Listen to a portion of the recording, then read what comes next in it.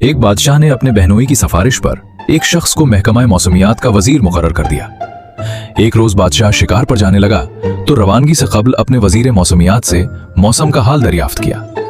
वजीर ने बड़े एतमाद से कहा, हुजूर, मौसम निहायत शानदार है, अगले कई दिन तक बारिश का कोई इम्कान नहीं, आप बेफिक्र होकर शिकार पर जा सकते हैं।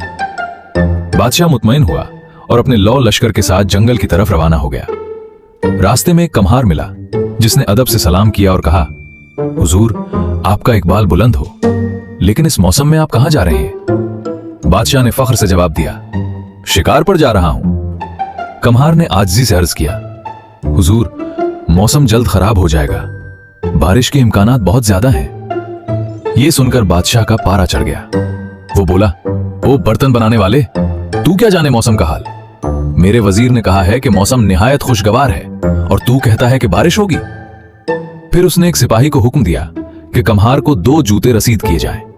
हुक्म फौरन पूरा हुआ और बेचारा कम्हार जूते खाकर एक तरफ हो गया। बादशाह काफिले के साथ आगे बढ़ गया, मगर कुछ ही देर गुजरी थी कि आसमान पर घने बादल छा गए। फिर गरज चमक शुरू हुई और ऐसी मूसलाधार बारिश हुई कि हर तरफ कीचड़ और दलदल बन गई। शिकार का सारा प्रोग्राम दड़म बड़म हो गया। परेशान हाल बादशाह बड़ी मुश्किल से वापस महल पहुंचा। महल पहुंचते ही उसने 2 फैसले किए। पहला ये कि नाकारा वजीर मौसमियात को फौरन बरतरफ किया। दूसरा ये कि कम्हार को दरबार में तलब किया और इनाम और इकराम से नवाजा।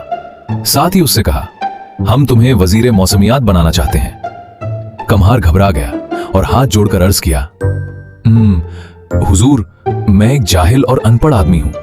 मुझे बर्तन बनाने, उन्हें भट्टी में पकाने और गधे पर लाद कर बाजार में बेचने के सिवा कुछ नहीं आता।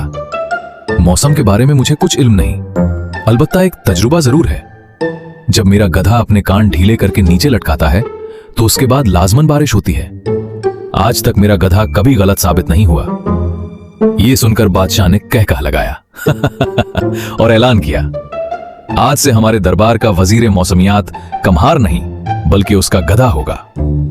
मौर्रिख लिखता है कि गधों को वजीर बनाने की रिवायत दरअसल इसी दिन से शुरू हुई थी और यह रिवायत किसी न किसी शक्ल में आज तक कायम है।